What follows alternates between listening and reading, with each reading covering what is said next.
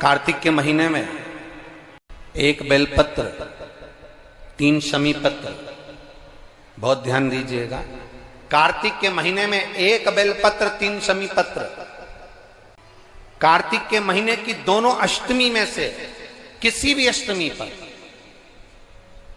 चाहे उजाले की हो चाहे अंधेरे की, शुक्ल पक्ष की हो चाहे कृष्ण पक्ष की, एक बेलपत्र, 3 शमी पत्र, आप कभी दिल से, कभी मौका मिले हृदय से, दामोदर मास में, कार्तिक मास में अशोक सुंदरी वाली जगह का स्पर्श कर कर भगवान शंकर के शिवलिंग पर एक बार समर्पित कर कर देखना, और दूसरे वर्ष इंतजार करना कि तुमने कार्तिक महीने में अष्टमी के दिन बाबा को शमी पत्र बेलपत्र दिया था, क्या बाबा ने तेरे घर में धन और वैभव दिया कि नहीं दिया? जो स्थिति में गाड़ी चल रही थी वो स्थिति की गाड़ी तेरी पार हुई कि ना हुई?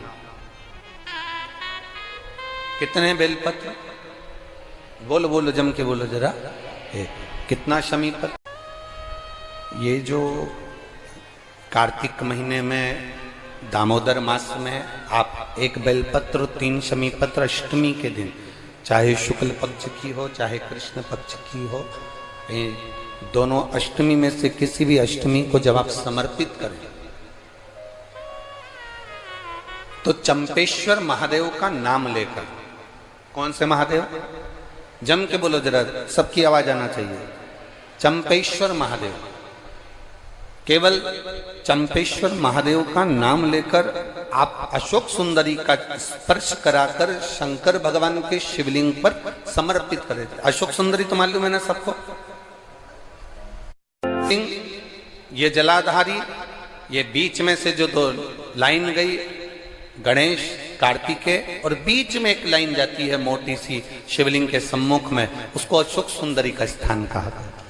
शंकर भगवान के ऊपर जो जल की जलाधारी लगती है, जिसमें से बूंद बूंद पानी गिरता है, वो भगवान शंकर की 5 बेटियां हैं जो ऊपर कलश के रूप में रखी रहती हैं, जिसमें से बूंद बूंद जल नीचे गिरता है।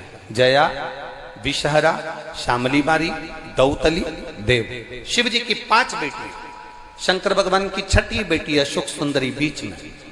जब आप बेलपत्र 1, शमी पत्र 3, चंपेश्वर महादेव का नाम लेकर अशोक सुंदरी का स्पर्श कराकर भगवान शंकर को जब आप समर्पित करेंगे इस कार्तिक महीने में, दामोदर मास में, अष्टमी तिथि के दिन, चाहे वो शुक्ल पक्ष की हो चाहे वो कृष्ण पक्ष की हो, अष्टमी तिथि को अगर समर्पित करते हैं तो आप वर्ष भर में इंतजार कर कर जरूर बताना कि तुम साल भर पहले जितना कमाते थे, वर्ष भर पहले तुम जो व्यापार व्यवसाय कर रहे थे, साल भर से जो नौकरी के लिए प्रयास कर रहे थे, उसमें सफलता आपको अगले वर्ष की दामोदर मास आने से पहले मिली कि नहीं मिली, वो स्मरण।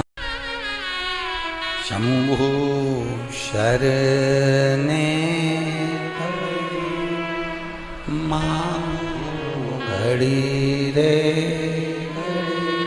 दुख काटो, दया करने दर्शन। आप दिल से उससे प्रार्थना करोगे तो वो दिल से दे देगा। महाराज, ईमान और जुबान 2 चीजें व्यक्ति की पक्की होना चाहिए। क्या क्या? बोलो, जम के बोलो। ईमान और दूसरी जुबान पक्की हो। आप दिल से, आप बाबा का भजन कर कर देखो, आप दिल से बाबा का स्मरण कर कर देखो। चंद्रमुखी शर्मा, पता है राया मथुरा, कहीं बैठी हैं? हाथ हिला सकती हैं, अगर कहीं बैठी हो तो हाथ हिलाइए। आप ही हैं? दोनों हाथ हिला दो एक बार। हाँ, हिलाइए दोनों हाथ, ठीक है। एक बार वापिस हाथ हिला दो। चंद्रमुखी शर्मा, राया मथुरा से रहने वाली हूँ गुरुजी। बाबा का मैं क्या गुणगान करूं? मेरी बेटी मुस्कान कई सालों से नौकरी की तैयारी कर रही थी कि सरकारी नौकरी मिले, पर नहीं मिली। आखिरी में हताश होकर वो मंदिर जाना भी छोड़ी, भगवान का भजन करना भी छोड़ी। तब एक बार टीवी पर हमने कथा सुनी और कथा सुनकर हमारी बेटी से कहा कि देख, वो महाराज सियोर वाला कहता है कि शिव जी को एक लोटा जल चढ़ाना चाहिए। हम ब्रज की रज में रहते हैं, ठाकुर जी का भजन करते हैं, शिव को जल चढ़ाने का बाबा कह रहे हैं। मैंने अपनी बेटी से कहा, कृष्ण और शिव में कोई अंतर नहीं है। कृष्ण जब तक नहीं मिलते जब तक शंकर की भक्ति ना हो, और शंकर जब तक नहीं मिलते जब तक कृष्ण की भक्ति ना हो। ये दोनों का मिलना सरल नहीं है। मैंने कहा, जब टीवी पर बाबा कह रहे हैं, सियोर वाला महाराज कह रहे हैं कि एक लोटा जल सारी समस्या का हल, तो जड़ा चढ़ाने में जाता क्या है? माँ 7 वर्ष से नौकरी की तैयारी कर रही हूं पर नहीं मिली, तो मुझे नहीं लगता कि मिलेगी, पर तुम कहती हो तो मैं शंकर जी को जल चढ़ाना प्रारंभ करती हूँ। शिव जी को जल चढ़ाना चालू करा मेरी बेटी मुस्कान शर्मा ने।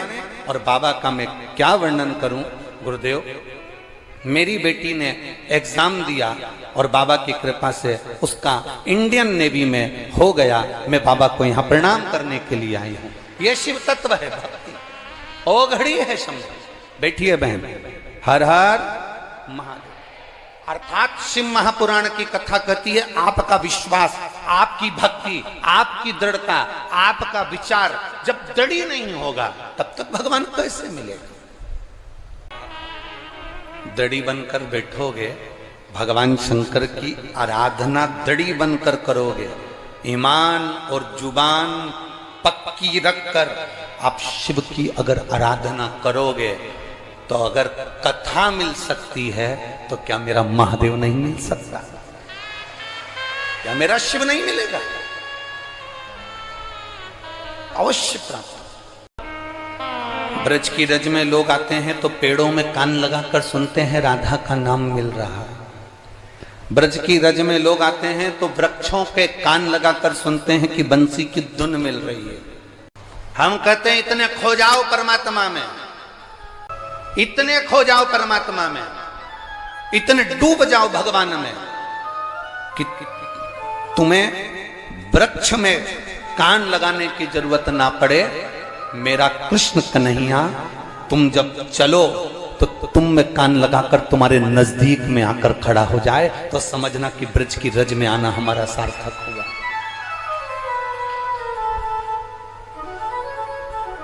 हमारा ब्रज की रज में आना सार्थक हुआ, तब समझिए